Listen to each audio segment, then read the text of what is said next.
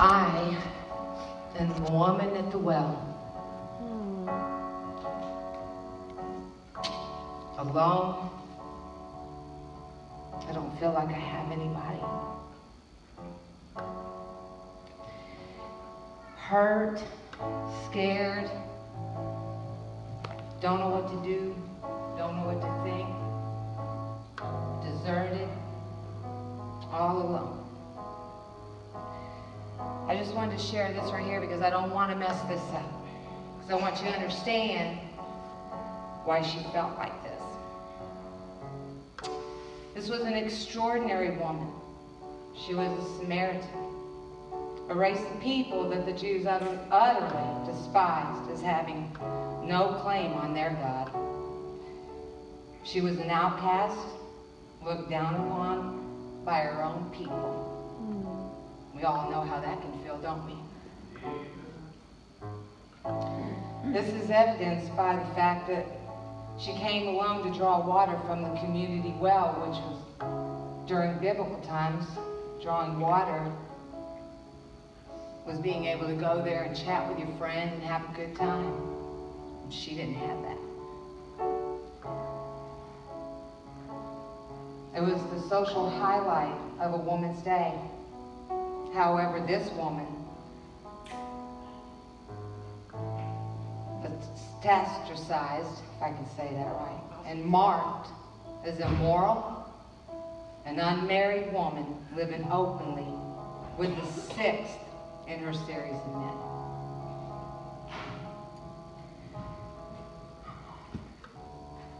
When I first heard that story, which was written, over 2,000 years ago, I thought he was writing about me. I knew her because she was me. I knew how she felt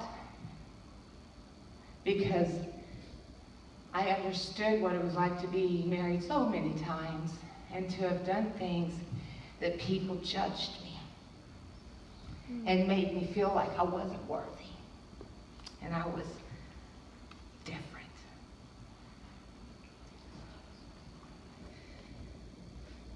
I cried to God. I prayed. I was like, Lord, please help me. I don't know what to do. So one day I was walking to that well. And there was a man there. And I could just see her walking there, thinking she's going to be all by herself. She sees that man, and I bet you she probably thought, you know what? Why is that person there? Maybe I should go back because this is weird. But you know what I think? Jesus just has a way of drawing you to him. Amen. And I believe she felt drawn because, you know, that's what he does inside of us.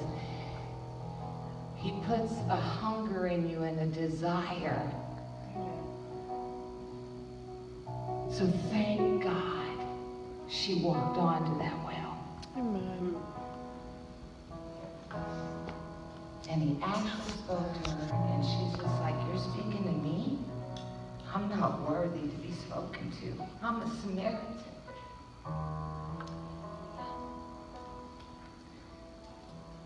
He said, give me a drink.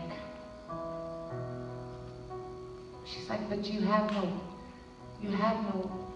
pail, you have nothing to get the water with. What? He didn't need a drink. I mean, he probably did, but that's not why he was asking her for that drink. Thank you, Jesus. He was opening her up. He was setting her up.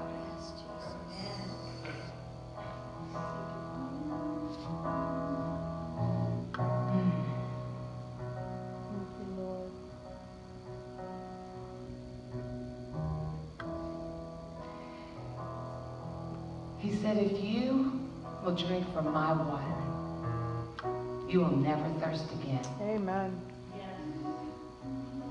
I bet she pondered on that for a minute, thinking, you know, what does that mean? I asked God that. He says, my water is eternal. And it will well up inside of you. Amen. Come on. And cause eternal life. Amen. Yes. She's probably thinking, you know, I don't really understand that. He's like, you know what? Why don't you go get your husband? Let me explain it to you. And at that moment, it took me a little bit. I was like, God, what are you doing here? He was setting her up. Sir, I have to admit, I've been married 5 times, and the man I'm with now is not my husband. He goes, I knew that. Thank you, Jesus. That's all I needed was for you to admit that to me and tell me that. Jesus. I said, God, what does that mean for me? Can I truly have that water? What is that water? He said, it's my grace. Praise God. Hallelujah. A grace that you will never, ever have to feel guilty, condemned. You don't have to wear those chains anymore that bind you over Thank you, Jesus. and make you feel like life is so heavy. Yes, Jesus. You will never have to hide again. Amen. Praise God. And he so much cared for her that I think, she's like, who are you? Are you a prophet? You know, I heard that the Messiah is coming. Could you imagine being that woman that stood there looking him straight in the eyes, which I'm sure she had not done in a long time, to anyone? And he said, I am he. I am the Messiah. My God, is that you? You revealed yourself to someone like me? Amen. I couldn't even imagine what it must have been like to be her at that second. Thank you, Jesus. And you know what was so great is that when she finally got that revelation and that water started building up and that desire to go, oh my God, I have been set free. She got so excited. Did she run back to that lover? No, she did not.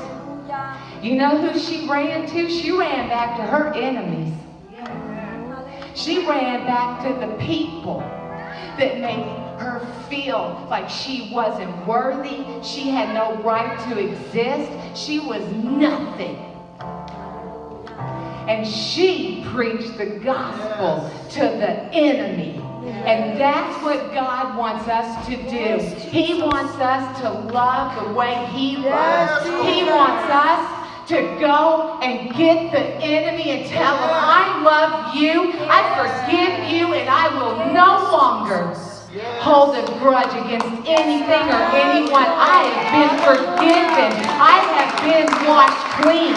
I am now a child of the living God.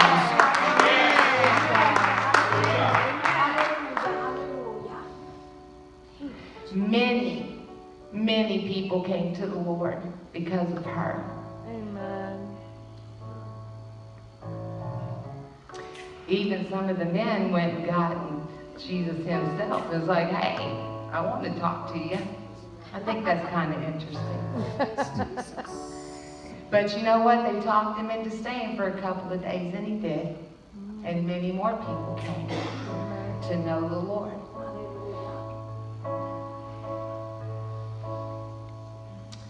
She was baptized And she continued on in that ministry and never stopped.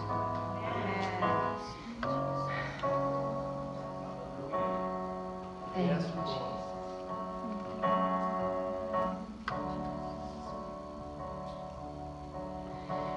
So the emperor did get a little bit of word about that, and he's just like, what's going on here? He said, bring her to me. So they did. The emperor basically told her, you know what? I've heard about what you've been saying, and we know that we have a little difference in our beliefs. Which belief are you truly going to choose here? She stood her ground, and she said, I'm going to stay with my Jesus. Amen. My Savior, the man who revealed himself to me and set me free and broke my chains and gave me back life. Amen. So they took her away. They had beat her. They tortured her. She died a martyr. And then they threw her in a dry well. But you know what?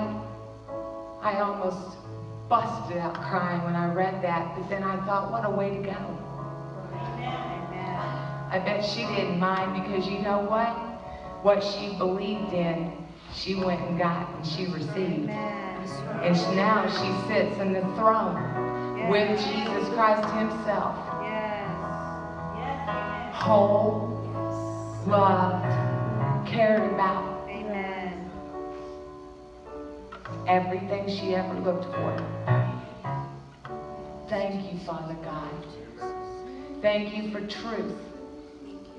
Thank you for freedom. Thank you for breaking those chains.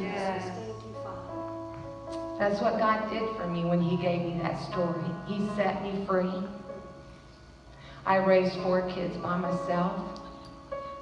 I worked hard, went back to school. I did everything I needed to do, and you know what? To this day, he's been my husband. He's been my life. He's been my provider. He's done everything. He saved my children. Sometimes they may not act like it or look like it, but that's okay. Because sometimes what we have to do is we have to believe in the unseen. Call those things that are not as though they were, and believe it. Don't let one negative word come out of your mouth about your life, your work, your job, your friends, your kids. You believe the things that God does. Because that was the whole point of what Jesus did when he came here, was to love us and show us. We have bankrupt lives, but he came to deposit back life, success. Yes. You, me. Trust him. Let it go. Just let it go. That's the God I serve. Thank you, Lord.